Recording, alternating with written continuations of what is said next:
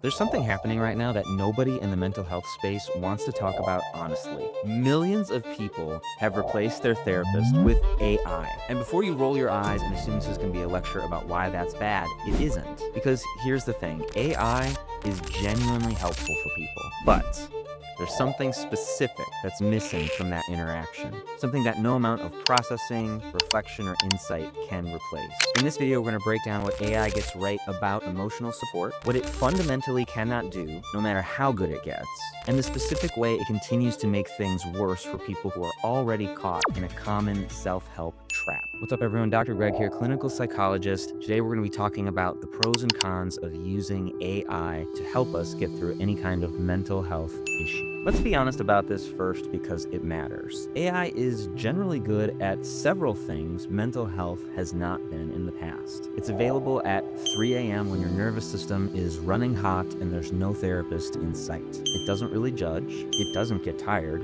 It doesn't bring its own unresolved stuff into the conversation. It can reflect patterns back to you with a level of consistency and accuracy that even some skilled therapists may have some trouble doing. And because of people that have never had access to any kind of mental health treatment, whether that's because of cost, availability, or even stigma, having something around has been very, very helpful for them. And for the first time, a lot of people have felt genuinely heard, even if it's just this large language model that's reflecting back to them what it thinks that they need to hear. The assumption here is that being understood is the same thing as healing. And that's where it starts to get complicated. Here's the part nobody's saying. AI cannot regulate your nervous system. Because the truth is that nervous system regulation doesn't happen on insight alone. It happens through co-regulation. Co-regulation is what occurs when two nervous systems interact at the same time. When someone who is regulated can bring someone who's dysregulated down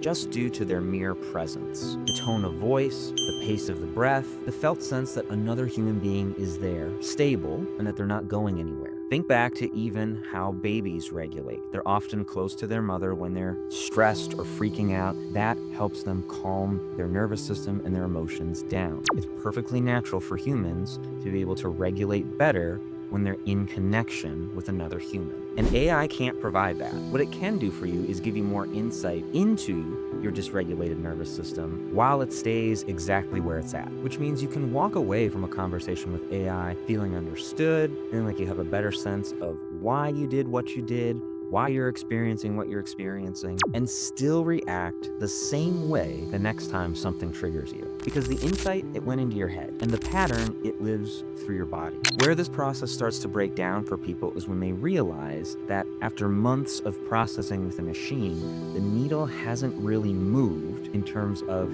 giving them better skills to calm the nervous system down and adjust to any triggers in their environment. Here's the part that I think is genuinely important to name. For some people, AI emotional support isn't just neutral. It's actively deepening the pattern that keeps them stuck. And here's why. There's a specific type of person who uses insight as a substitute for a change. They know their attachment style, they can trace every reaction back to their origin, they understand their patterns with remarkable clarity, and they're still reaching the same way they always have, because knowing and doing are not the same thing. And for this person, AI is the most sophisticated form of the loop that they've ever been introduced to. Every conversation generates more clarity, more language, more understanding of why they do what they do. And none of it touches the pattern that's affecting the nervous system in all those negative ways. What most people miss here is that insight without regulation is just a more detailed map of where you're already stuck. You can describe every street corner perfectly and still not know how to leave. The map isn't the problem. The nervous system that hasn't learned to regulate itself in the moment, that's the problem.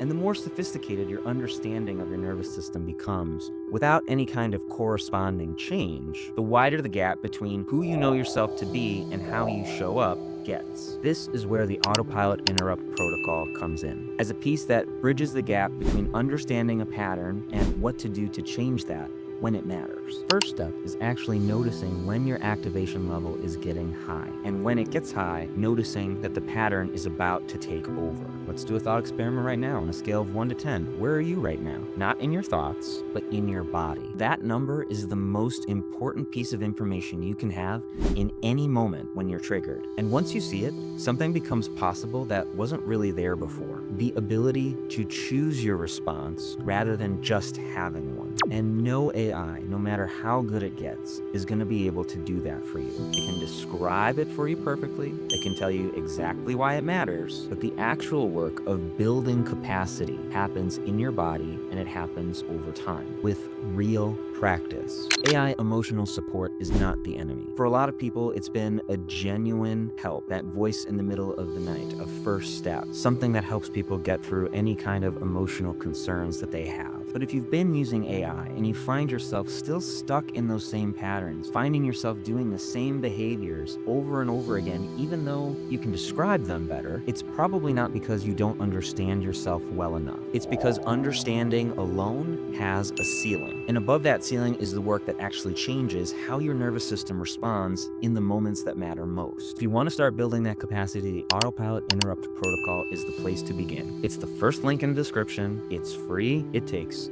3 minutes, and it's the piece that makes everything else, including your AI conversation, actually land somewhere useful.